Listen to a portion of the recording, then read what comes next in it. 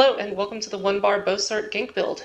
This build has been extremely fun in Citadel, dropping targets quickly and efficiently while still being able to complete kills in more balanced fights. So let's get into it. So for our build we are using Khajiit. The reason we are using Khajiit is for the racial passive that gives us an additional 12% critical damage.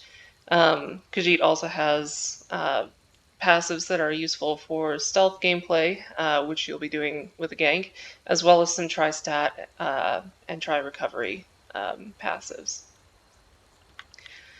For our attributes, we're using 34 points in health and 30 into stamina. This is going to give us just shy of 30k health when fully buffed. The reason I'm running at that point is because that is the point where I feel most comfortable to survive most ganks.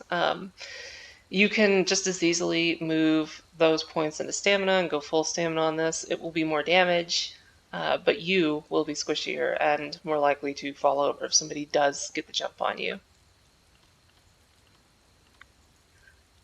For our food, we're using the Jewels of Misrule. This is going to give us stamina and magicka recovery and max health. You can also use Orzaga's Bear Haunch. It's technically an upgrade to this, but the cost of the food in relation to the stats that are given, Jewels of Misrule just is better. We're also using Vampire Stage 4, and the reason that we're using that is for the passives and none of the abilities. So Stage 4 gives us a passive that allows us to go into invisibility after 4 seconds of sprinting, which we are going to use a lot. And finally, we're using the Thief Mundus. That's going to give us weapon and spell critical strike rating because we want to be critting as much as possible to maximize that critical damage that we have. And as you can see here, on our advanced stats, we are getting a plus 50% critical damage modifier, which means that our crits will do up to 100% additional damage whenever they hit. Now, for our gear, our weapon is going to be a charged Savage Werewolf bow. Now, anybody that's paid attention to Bowsorcs over the last few patches will not be surprised by this choice of set. It gives us a line of stamina, a line of weapon and spell damage, and a line of stamina recovery. And our 5-piece is going to cause our light and heavy attacks to apply a bleed for 4 seconds. And at my current stats, it deals 1,564. So this bleed also deals damage on application. So whenever you hit with your light attack, you will also do an additional 1,564 bleed damage on that hit. And we're using charged because it gives us a 480% chance to, or additional 480% chance to apply status effects. So dots in particular have a 3% chance on application. With charged, we're sitting around 15 to 20% per tick to apply their status effect. And for bleed damage, the status effect that is applied is hemorrhaging, which will apply additional bleed damage, and the minor maim debuff, which is going to reduce our target's health by a flat 10%. Now for our poison, I'm not using a double dot, I'm actually using an entrapping poison. So this is going to give 3.5 seconds of immobilize, and it's going to increase the cost of the target's stamina abilities by 10% for 6 seconds. This is great for stamming out your targets. Roll dodges can really ruin this, the gameplay with this build, just because everything is pretty much direct damage. So making those roll dodges cost more is pretty useful. Now for our helmet, we are using Bowsorc 1-piece.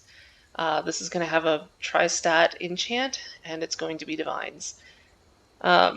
The reason we're using this is just for the extra punch that the 124 weapon and spell damage gives us. Now for our second 5-piece set, we're using the Night Mother set. So here we're using the Cuirass, which is heavy, because we do get hit occasionally, and we want to be able to take some damage. Also using Tri-Stat, also Divines. So the Night Mother's Gaze set adds 2 lines of critical chance and 1 line of weapon and spell damage. And then the 5-piece applies Major Breach on critical damage. So we're going to be critting all the time. We're going to be applying Major Breach all the time.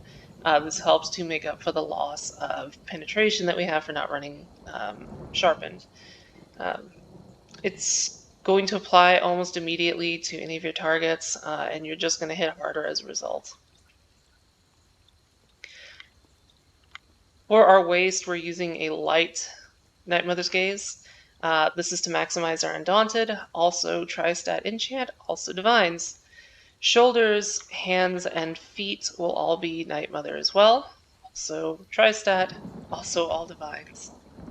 And for our legs, we're using Savage Werewolf Guards. Tri-Stat, Divines, kind of a theme going here.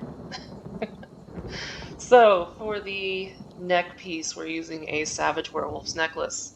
This is infused with weapon damage. Same thing for the first ring, that is also going to be infused with weapon damage. And for our mythic, it should be no surprise for a 1-bar build, we're using the Oak and Soul ring. I'm using Swift on mine just to get that extra little bit of movement because we are a very movement-based build.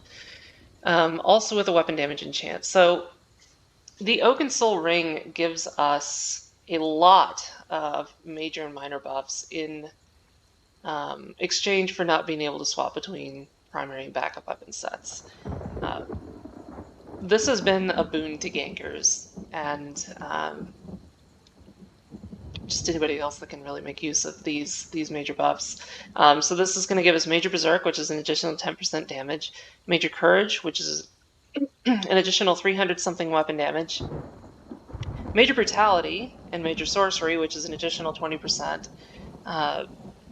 spell and weapon damage, Major Prophecy, and Major Savagery, which is going to give us a critical strike chance, Major Force, which is actually somewhat hard to get, is going to give us an additional 20% critical damage, Major Protection is an additional 10% damage reduction, Major Resolve, which is our armor buff, basically, that's just shy of 6,000 armor, Minor Fortitude, Minor Intellect, Minor Endurance, so all of the minor recoveries, and these will stack with your potion recoveries if you end up using a Tri-Stat, and Major Heroism, which is going to allow us to use our ultimates all the time. It gives us 3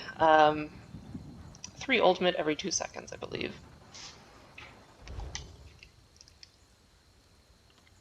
So for our skills, our Execute is going to be Endless Fury. The other morph will do more damage to a group, but this one will give us resources back whenever we kill something, which is great for chaining together additional kills. So the way this ability works is you cast it as soon as they hit 20% health. Within 4 seconds of being struck, they will explode for an additional 14,000 damage and do additional shock damage to nearby enemies.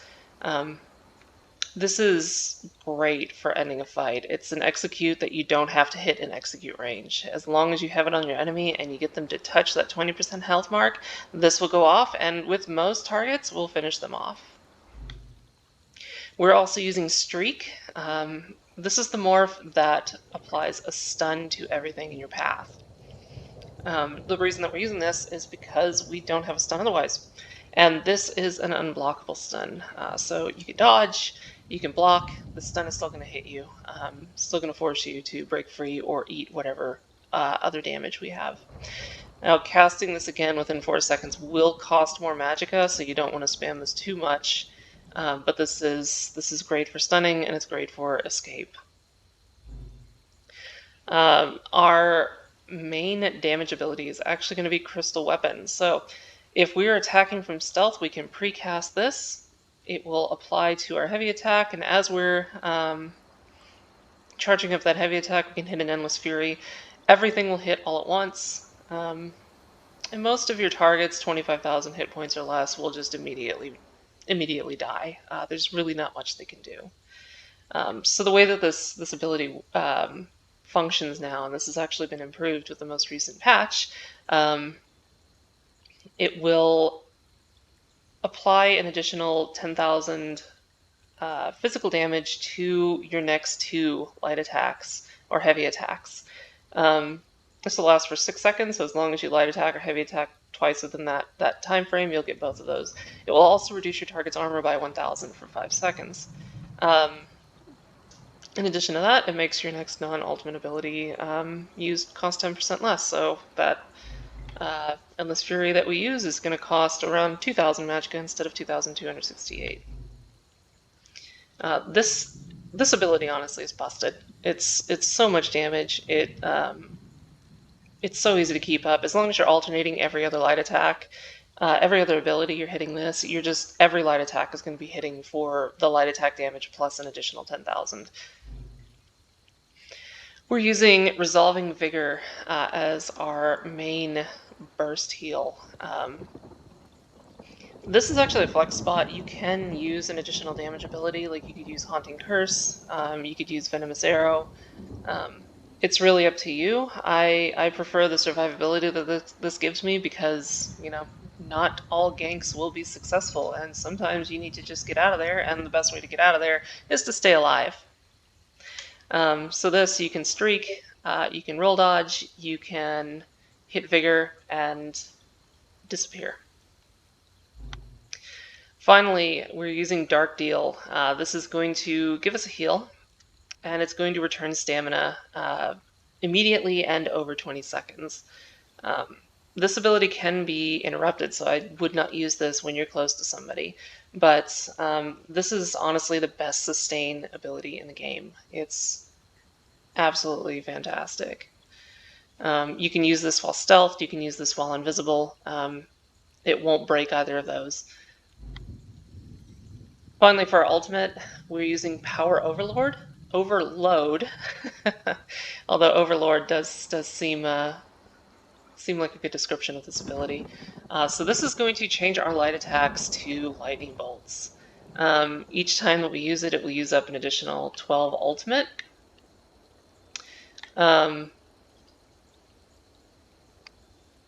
Every light attack is going to hit as hard as your crystal weapon, if not harder, in addition to applying your crystal weapon. So with this up, you can be hitting somebody for 20k damage at a time.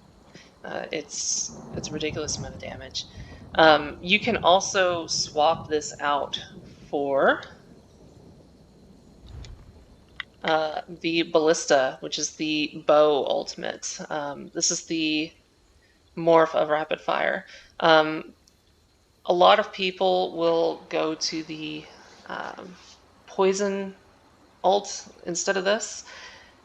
I actually don't like the poison ult. You can interrupt it by blocking, you can interrupt it by dodging. Your target can dodge it. It's really easy to avoid. And you, while you're casting it, are basically a sitting duck. But the Ballista, if you drop it, it will hit your target and you can do whatever you want at that point. So you can streak them, force them to eat it. You can drop it to force them to be defensive so you can get away. It's a really useful ability. So I kind of go back and forth between Power Overlord and Overload. I'm just going to start calling it Overlord from now on. And Ballista.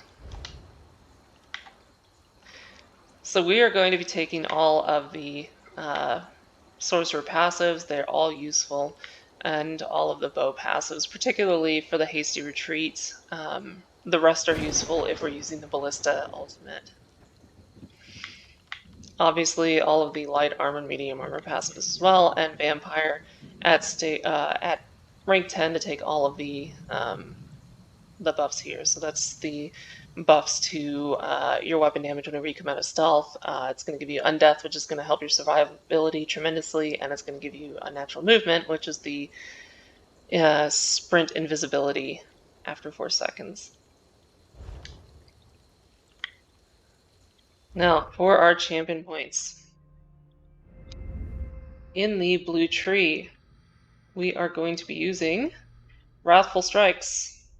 This is going to give us 200 weapon and spell damage to our to our damaging abilities. So this is going to help us push through the damage to kill people. We're also going to be using Fighting Finesse for the extra critical damage and critical healing. Deadly Aim, because it is basically all of our abilities are single target abilities. So that's going to be an additional 6% damage done with those. This will also apply to dots, so your Savage Werewolf dot will benefit from this as well. And finally, the Master at Arms, which is going to be a 6% increase to our direct damage attacks, which, with the exception of that Savage Werewolf dot, is almost completely direct damage. Now, for our red tree, we're going to be using Slippery. Slippery is one that I use on all of my builds. It is an automatic break free for no cost every 21 seconds. This is super useful for getting out of ganks, it's super useful for getting out of the initial round of crowd control, and it saves on your resources, which, resources keep you alive. We're also using Bastion. This might be an odd choice to some, but we are not actually using it for the additional shielding. We're using it for the extra damage against shielded enemies. This is going to hit Magsorcs. This is going to hit Dragonites using either of the abilities they have that give them shields. It's going to hit Templars with their Sun Shield. I mean, there's any sort of shield. This is going to help us to burn through that shield a little bit faster. In the Windchaser sub-constellation, we're using the Refreshing Stride Slottable. This Slottable is going to give us 500 health and Magicka recovery. Now, the health recovery is going to be nullified by our Vampire status, but that 500 Magicka recovery is going to be huge in keeping our sustain going, because we can turn Magicka into stamina with Dark Deal. And we are going to be sprinting a lot. With the Vampire passive that gives us invisibility while sprinting, that's kind of our escape tool. We get into hot water, we can sprint for 4 seconds and disappear. While we're doing that, we're getting Magicka back. And finally, we're using Celerity. This is an additional 10% movement speed. This is just this is honestly one of the best slottables you can have. Movement speed keeps you on target.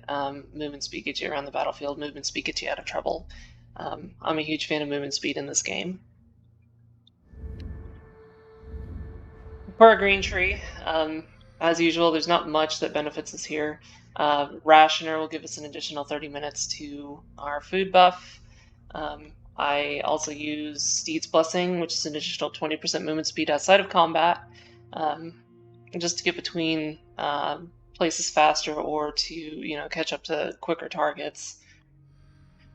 You could use Sustaining Shadows, which is a reduction in the cost of sneak.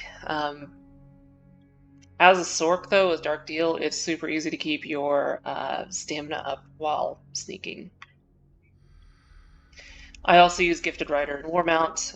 Each of these are just improvements to movement around Cyrodiil while you're mounted. They're just quality of life, which is honestly what most of the green tree is. So yeah, that's the build.